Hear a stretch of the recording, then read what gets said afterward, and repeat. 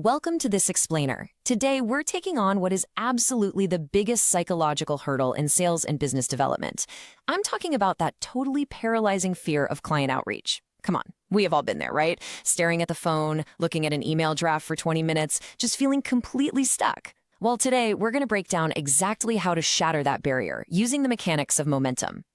So let's be real for a second and just ask yourself, why haven't you made that call yet?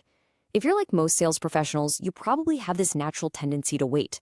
Waiting for the quote-unquote perfect time, or telling yourself you just need a little bit more confidence before you actually pick up the phone.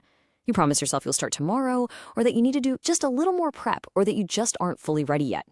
I want to jump right into this core insight from Shital Sharma, because it completely dismantles this massive myth that confidence is something you have to have before taking the first step. Listen to this. You do not become confident before action. You become confident because of action. We literally have this entirely backward idea that confidence is some magical state we have to unlock before we can perform. But the reality? Growth works in the exact opposite direction. Okay, moving into section 1, the paralysis of preparation, or basically, when overthinking kills your pipeline. It's crazy when you really look at the stark contrast between these two mindsets. On one side, we've got thinking mode. This is a trap. This is where you're over-researching your prospects, you're endlessly tweaking your sales scripts, and you're delaying the actual dial because of this hidden underlying fear of rejection. You basically spend your life thinking about opportunities instead of, actually seizing them. But on the flip side, we have action mode. Action creates energy, it forces movement, it gets you real-world experience, and it generates immediate results. The hard truth here is that imperfect action beats perfect planning every single time. Overthinking just breeds fear, but action destroys it. Which leads us perfectly into section 2, the confidence paradox. Let's look at the actual architecture of true confidence. So here is the compounding formula for how confidence is actually built. And it's not magic, guys, it is literally physics. Step 1 is action. You just have to step into the unknown. That initial action forces step 2, which is experience. As you start racking up that experience, you naturally, almost automatically, arrive at step 3, confidence. And then, of course, that confidence leads straight to step 4, better performance and growth. But the key here is you absolutely cannot skip straight to step 3. The more action you take, the more experience you gain, and the stronger you become. Seriously, if you take away just one thing today, let it sink in right now. Action destroys fear. It is an absolute truth. Taking repeated action is quite literally the only mechanism that makes your brain comfortable and eliminates the anxiety of cold outreach. The very moment you start doing something repeatedly, all that hesitation just evaporates. Let's think about this with an analogy we can all totally relate to. Think back to day 1 of learning how to drive a car. Your hands are gripping the wheels, shaking, your mind is totally full of fear. You're absolutely terrified of making a mistake in traffic, right? But jump forward just a few weeks later. You're relaxed, you're experienced, you're naturally confident, probably changing the radio station without even looking. Why? Because action created experience. Nobody starts out perfectly confident. And the exact same principle applies to your sales calls, to public speaking, to business development. You get better through action, not through waiting around. All right, let's move to section 3, the 5-call catalyst. This is some real-life proof of momentum in action. Let's ground all this abstract theory with a real story. There was a salesperson who just constantly delayed his client outreach. Weeks would go by with literally no calls, no clients, zero growth. He was totally trapped in that cycle of waiting for better preparation.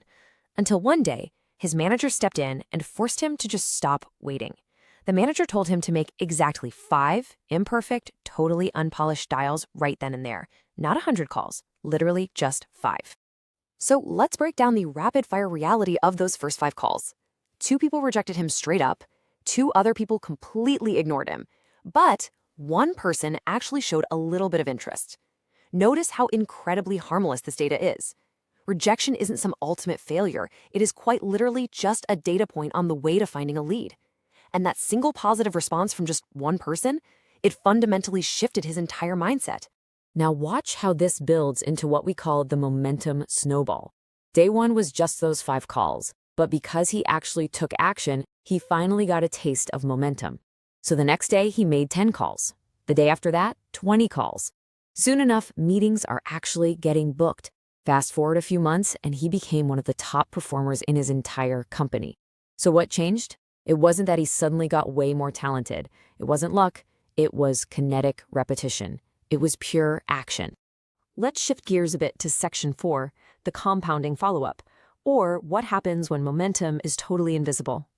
We definitely have to talk about the realities of the long game here. Because what do you do when your actions don't give you that immediate gratification? Look, on day 1, you send out emails and you get absolutely crickets. No response. By day 14, your follow-ups are being met with complete and total silence. It honestly feels like nothing is working. And that's because momentum is often completely invisible at the beginning. But if you refuse to quit too early, look at what happens. Day 30, boom, one reply suddenly comes through. By day 60, that one meeting opens up a major opportunity, which naturally creates another one. Momentum compounds incredibly aggressively, but only if you stay consistent. This is such a crucial reminder for every single sales professional out there. Deals are lost because people stop following up, not because they lack the talent to close. Missed opportunities usually come straight from hesitation. You might just assume the client isn't interested, when in reality, they're just swamped or the timing is a little off. Action and consistent follow-up are what keep those opportunities alive and actually build trust over time. All right, section 5, your next move. It is time to take that very first entirely imperfect step. Let's apply everything we've talked about directly to your pipeline right now. So many people delay action because they are terrified of failing. But you have to remember this. Failure is temporary. Regret lasts way, way longer. Just think about the actual emotional cost of doing nothing. Hearing a no on a sales call, that stings for what, maybe 5 minutes? But the permanent stagnation of staring at a zero pipeline at the end of the quarter, that regret is going to hang over you for months. Literally every successful person you look up to was a nervous beginner once too. The only difference is they started anyway. So consider these tiny daily habits. We're talking just 1% daily improvements. Make just one extra call today. Send just one more follow-up email. Aim to improve just one conversation. Start imperfectly. These tiny actions might feel completely insignificant in the moment, I know, but repeated over time, they are going to totally transform your sales career. You do not need perfect conditions. Honestly, they rarely ever come. You learn by actually moving forward. Action creates momentum. I want this to be your new mantra. You absolutely have to stop waiting around for motivation to strike. Stop waiting until you feel fully ready. Winners feel the exact same fear and doubt as everyone else. The difference is that winners act anyway. Success is almost never about one giant cinematic moment. It is about that daily, gritty repetition. Your future changes the exact second you finally decide to move. So I'm going to leave you with this final, slightly provocative question. Take a hard look at your pipeline right now. Who are you calling today? Don't wait until tomorrow. Just pick up the phone, completely embrace how imperfect it's going to be, and make the dial. Because momentum is never going to appear before you take action. It only ever appears after. Thank you so much for joining me for this explainer, and I seriously challenge you to go out there and create some momentum right now.